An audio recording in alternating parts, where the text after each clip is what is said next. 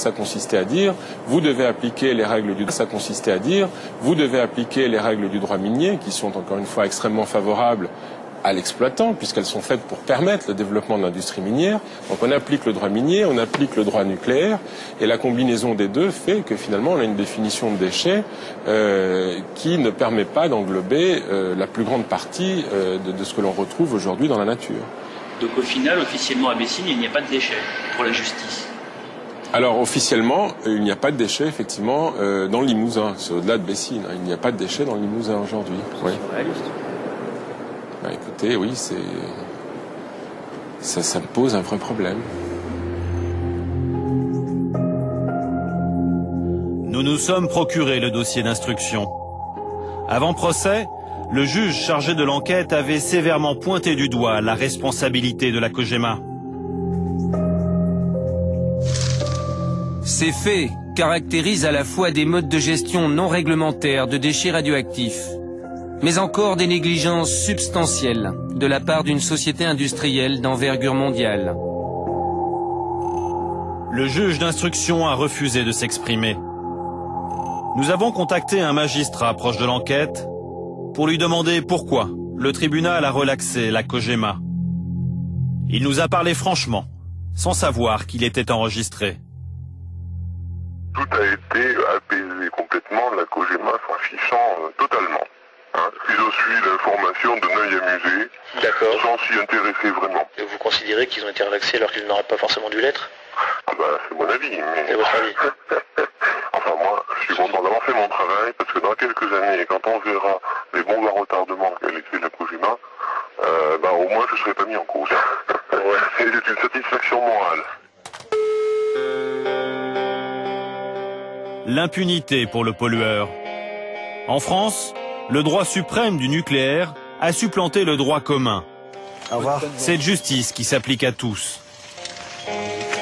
Aujourd'hui, les habitants des régions contaminées par les déchets des mines d'uranium continuent de se battre pour tenter de léguer à leurs enfants un avenir le moins radioactif possible.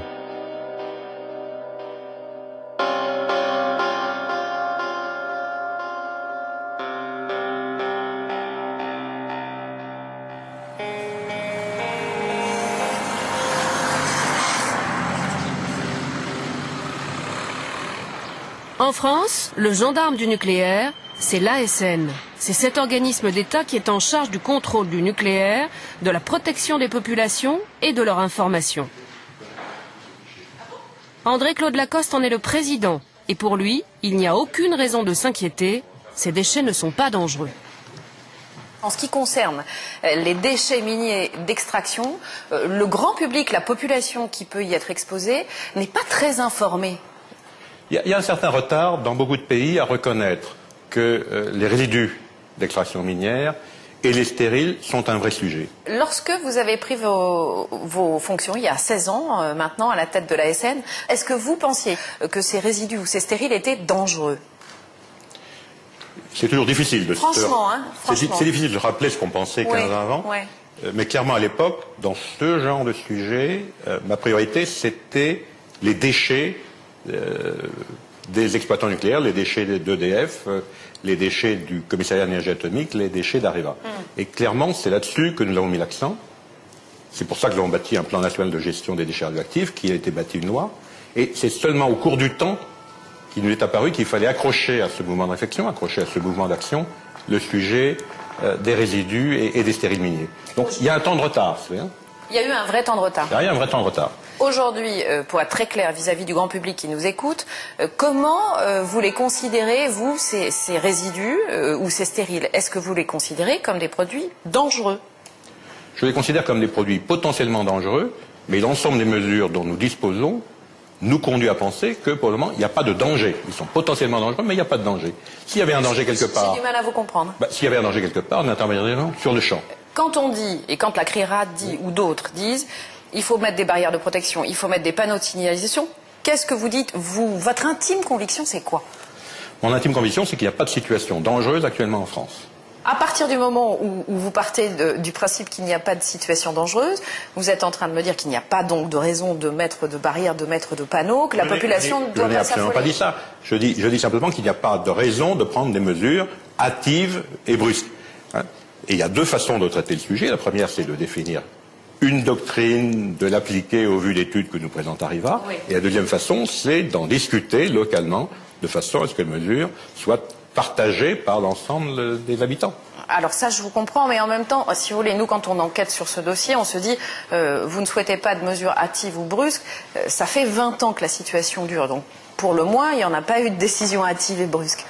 Oui, mais une décision hâtive et brusque, ce serait une décision consistant à mettre des barrières, à prendre des mesures de recouvrement de telle ou telle masse de déchets, sans savoir pourquoi, sans savoir comment, sans savoir qui en est responsable, sans savoir comment c'est surveillé. Nous, on a tendance à se dire c'est un principe de précaution pour la population. Oui, mais le principe de précaution est un principe tout à fait fondamental. C'est un principe vraiment fondateur pour une autorité de contrôle comme celle que je préside. Mais encore une fois, faut-il que les précautions soient prises dans des conditions correctement préparées. D'accord, et en attendant, on ne prend pas de précautions. Je reviens à quelque chose qui me semble important.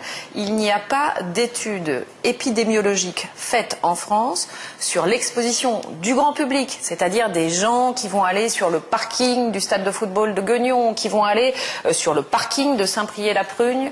Est-ce que vous le regrettez? Pourquoi est-ce qu'il n'y en a pas?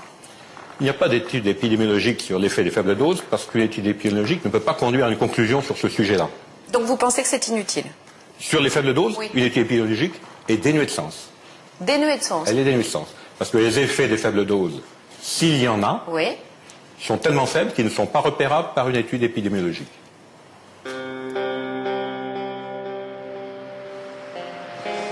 Romain Icard, Emmanuel Amara, c'est vous qui avez mené cette enquête. Romain, on le voit bien, cette affaire, elle dure depuis 30 ans maintenant.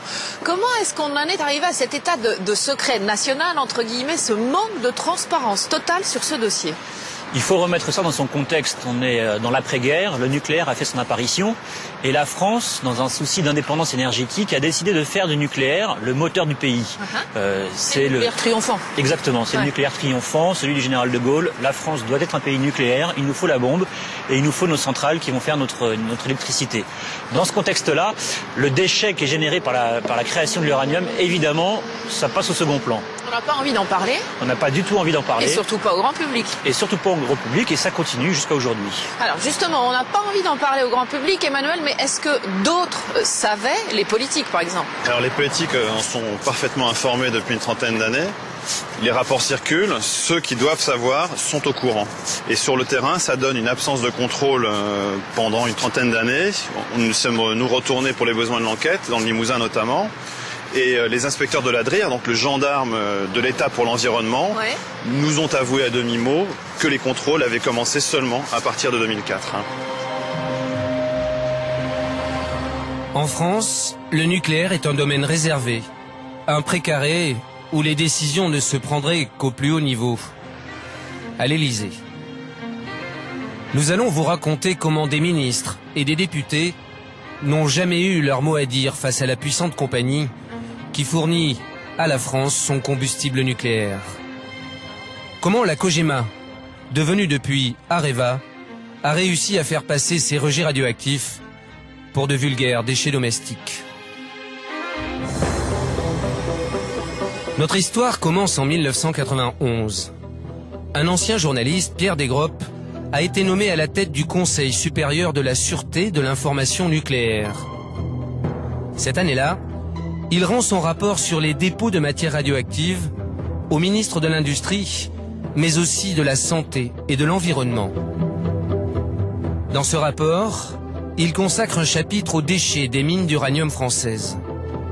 En 7 pages, Pierre Desgroppes pointe tous les dangers à venir, les quantités énormes de déchets, leur dispersion, et surtout il affirme que la radioactivité des résidus de traitement de l'uranium serait sous-estimée. Le résidu contient encore un peu d'uranium, mais surtout la quasi-totalité des descendants radioactifs de l'uranium, et en particulier le radium-226. Les résidus, ce sont ces millions de tonnes de boue radioactive rejetées dans les campagnes, comme ici dans le Limousin, et même dans certaines villes françaises. Selon Pierre Desgroppes, la dangerosité de ces résidus serait négligée par